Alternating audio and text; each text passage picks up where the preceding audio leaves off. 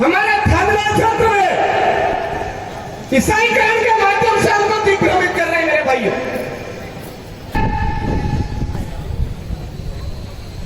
विश्व हिंदू परिषद के मां भारती के नाम से स्कूल खोल करके दिग्भ्रमित कर रहे हैं। उनका नाम अलग अलग, सारे काम अलग अलग, लेकिन उनका मूल उद्देश्य है इनके मानसिक रूप से इनको कमजोर करने के लिए इनके बीच दिमाग में ऐसा बीज डालो जिसकी वजह से ये अपनी मूल पूजा पद्धति, मूल संस्कृति से भ्रमित हो जाए। इसलिए वो लोग देशवासियों को तहे दिल से खूब खूब जोहार।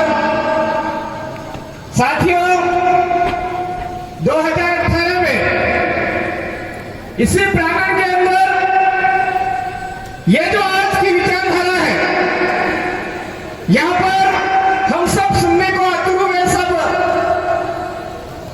मिलने को आतुर हुए हैं। उस समय भी यहां पर कार्यक्रम रखा गया था, तो 25 जने बड़ी मुश्किल से यहां पर एकत्रित हुए थे। और आज आदिवासियों का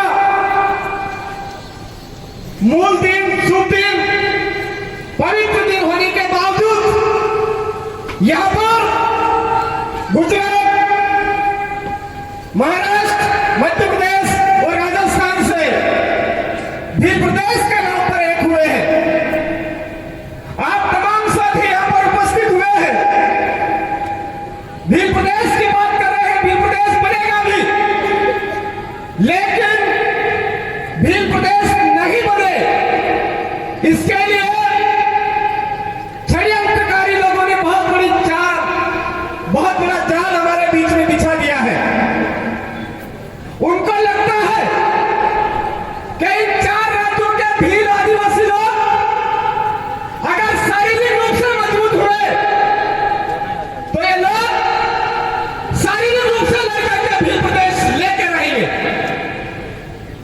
इसलिए वो लोग इस एरिया के आदिवासियों को, भील आदिवासियों को शारीरिक रूप से कमजोर करने के लिए आज के इस इलाके में पाम ऑयल,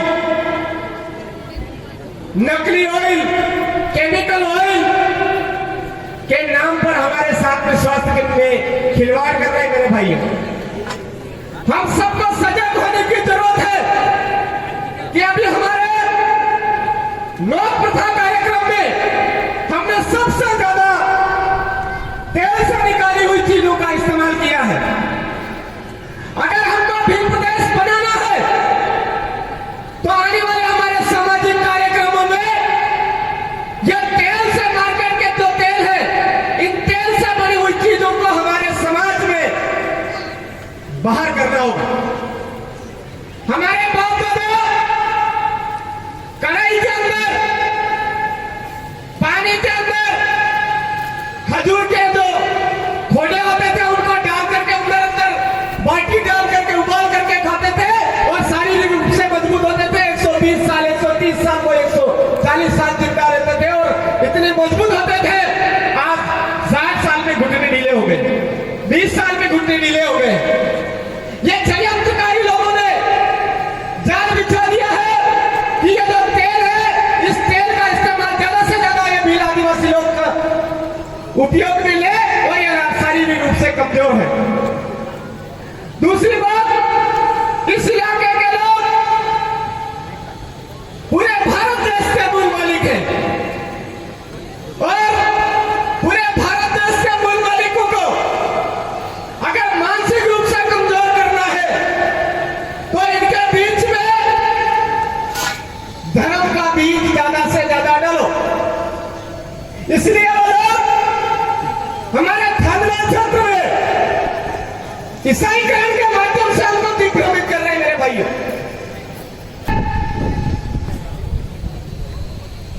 विश्व हिंदू परिषद के मां भारती के नाम से स्कूल खोल करके दिग्भ्रमित कर रहे हैं।